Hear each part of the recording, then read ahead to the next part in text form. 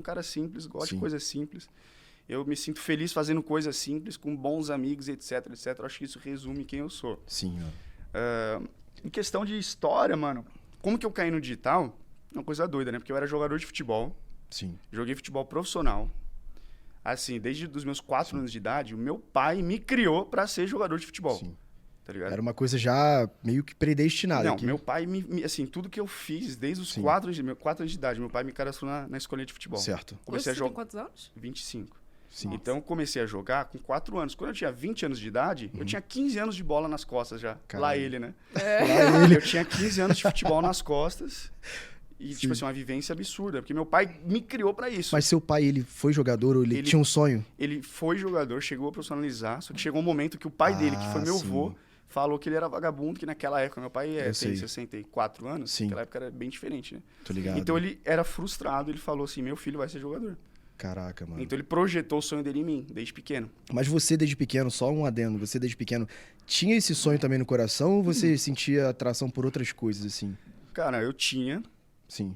eu queria ser jogador, assim, Certo. porque eu Difícil, vivi né? isso. Não tem né? nenhum menino que não queira ser jogador de futebol quando Também. pequeno, né? É. E eu era muito bom, cara. Eu tinha um talento, Não, o assim, pessoal fala que até no futebol tu É. esculacha lá. eu tinha um talento, cara, que de fato é, assim, um dom de Sim, Deus mesmo que eu Notário. tinha. Tal. Top, mano.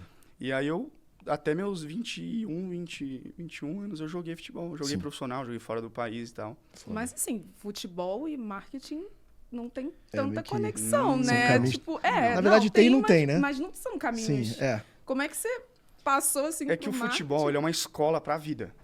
Certo. Porque assim, o cara que jogou como eu joguei, né? Uhum. Então assim, você passa pelas categorias de base, você sai de casa muito cedo, Uhum. você tem que ter uma disciplina de treinar 2 vezes por dia, você tem que seguir alimentação, você tem que ficar longe de pai e mãe, você tem que lidar com pressão, você tem que lidar com caras lá querendo assim, acabar contigo, pessoas querendo Até te machucar de te propósito. machucar. Então assim, você encara o mundo real, que é o mundo mal, né? Uhum. Muito cedo.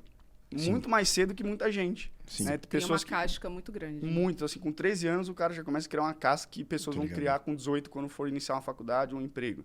Uhum. Então a escola que o futebol te dá, o esporte em si, Sim. você consegue herdar e pivotar para outras áreas, que se você realmente trazer esse aprendizado do futebol para essas áreas, você vai deslanchar.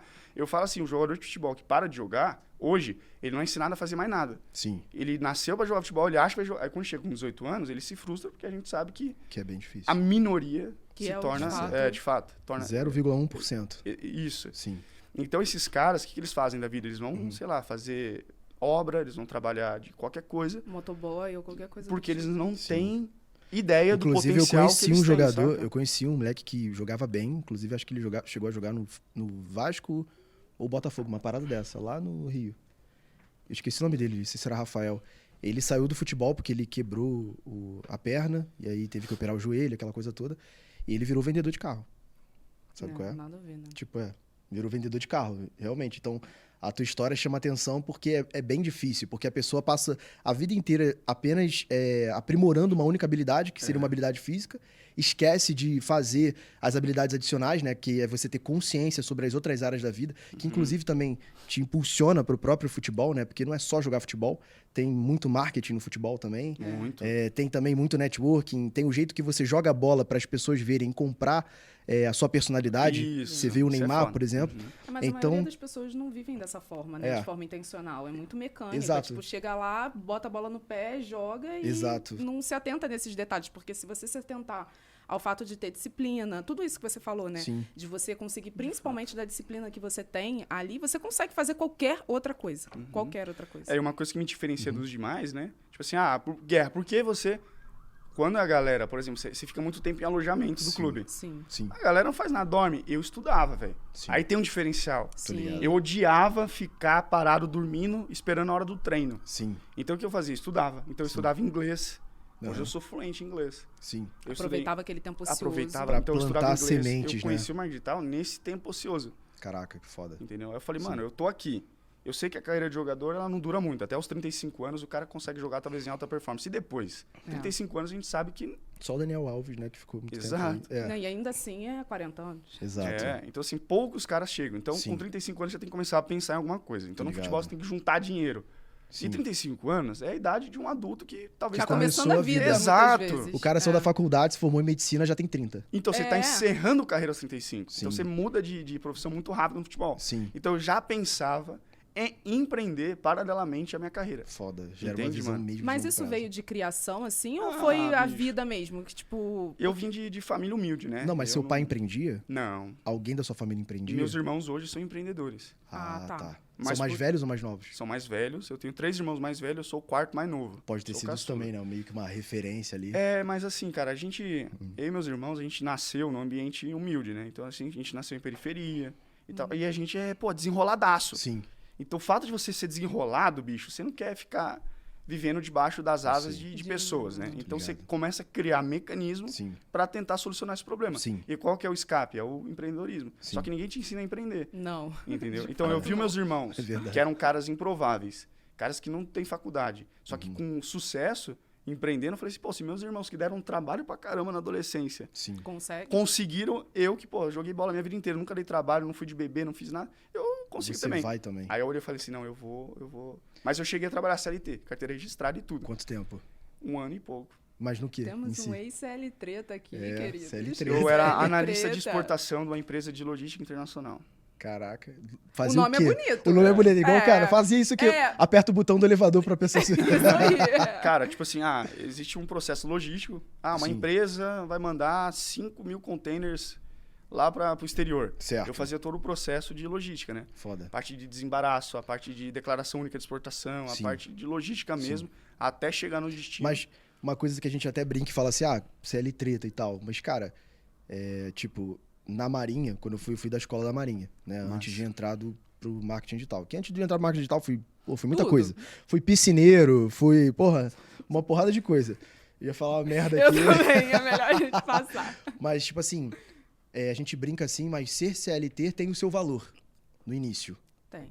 Em que sentido? Cara, quando você é CLT, por exemplo, pelo menos em mim lá na Marinha, cara, eu tive que aprender a ter disciplina, eu tive que aprender a fazer coisas independente das minhas emoções.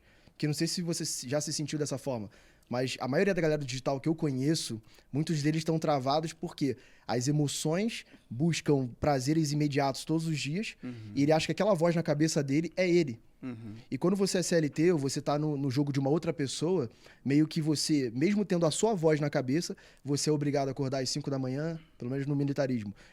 É obrigado a comer a dieta deles, é obrigado a fazer as flexões, a treinar e etc. Então, naquela época em si, eu tive muita mudança física, tive muita mudança...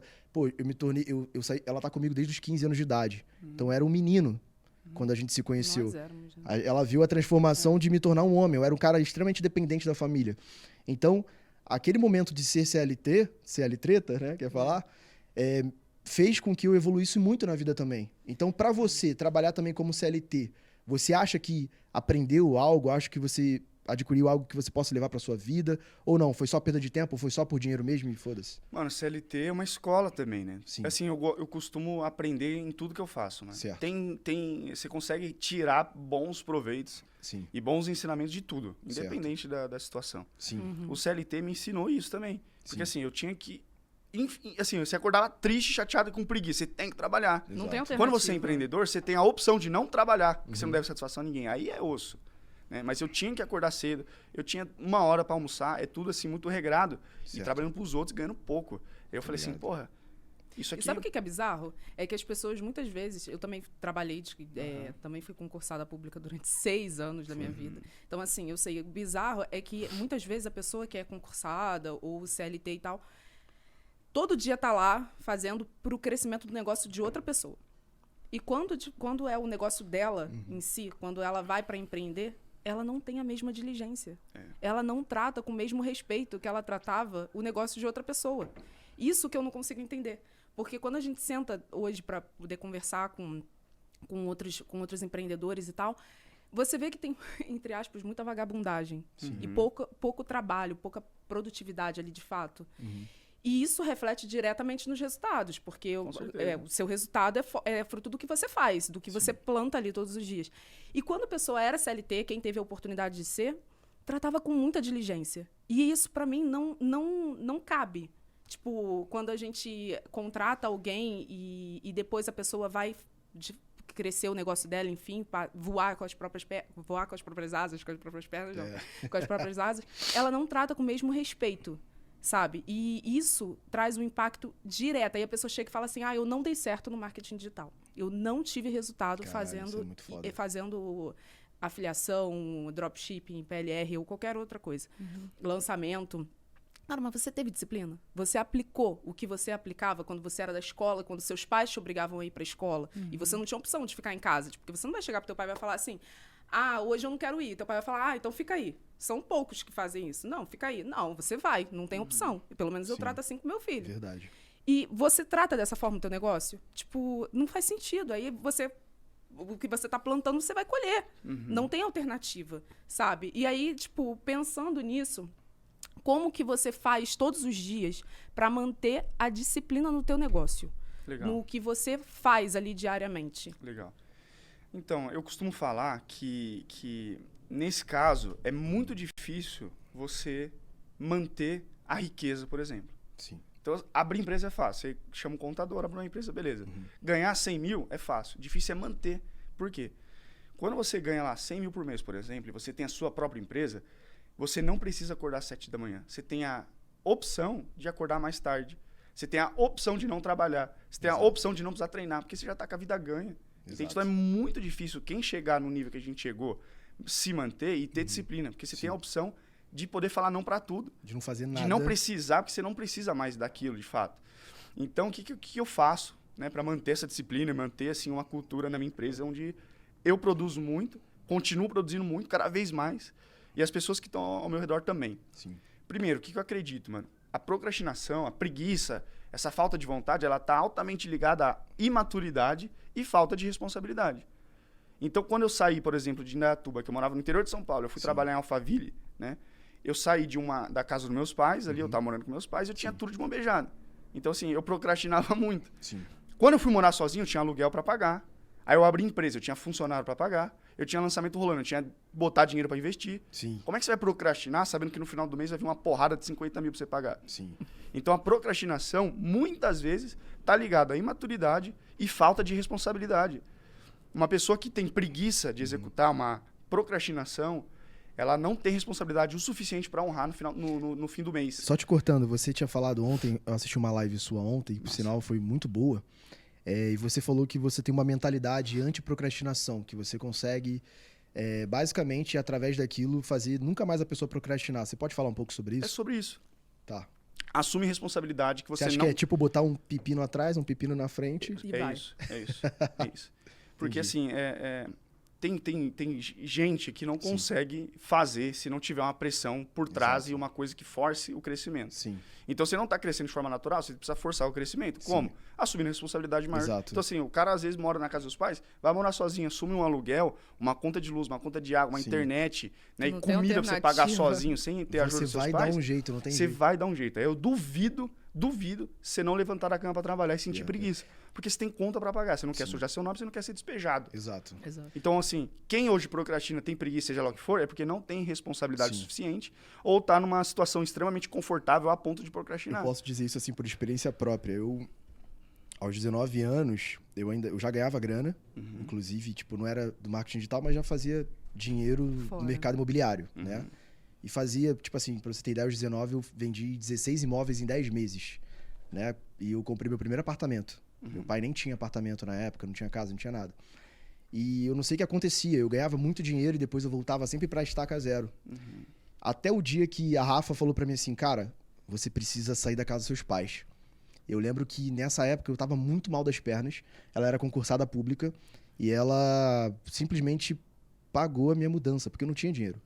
Então, porra, ela me emprestava o cartão de crédito dela. Mas era concursada pública, ganhou R$2.000. Mas os 2 mil dela pra mim era muito dinheiro. Mas, tipo ela pagou meu aluguel, comprou minhas panelas, aquela coisa toda, e foi muito assustador. Eu fui pra uma kitnet de R$450 por mês. E é muito bizarro, porque nessa época, há 3 meses atrás, eu tava fazendo 20 mil por mês. E simplesmente eu buguei da cabeça e não sabia mais como fazer dinheiro. Quer dizer, minhas emoções estavam me comandando.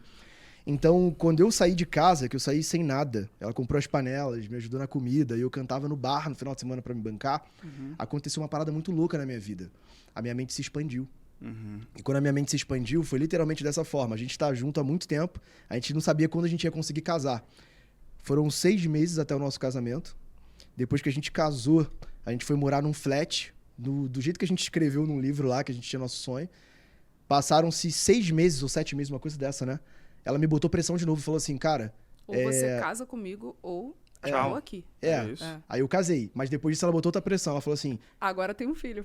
eu não quero mais ficar nesse flat. Eu quero ir pra um apartamento Porque mesmo. eu engravidei. Então foi logo assim, que a gente casou, 2 meses casados, eu engravidei. Eu falei, Exato. agora eu não quero ficar aqui não. E Com aí- filho aqui no flat, nem Exato. pensar. E aí eu ficava naquela, caraca, a gente precisa juntar dinheiro, meu Deus, como é que a gente vai fazer essa vida e tal.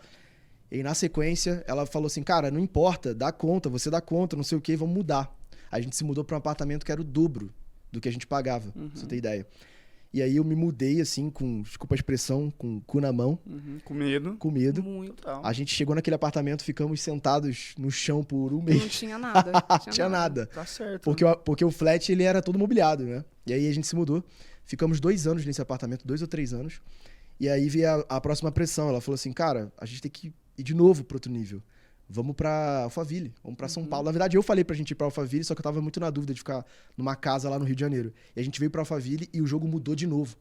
Né? Então, tipo, acho que o que você falou é muito, muito fundamental, porque Bota uma trolha atrás de você. não adianta, o tem crescimento outra. tem que ser forçado.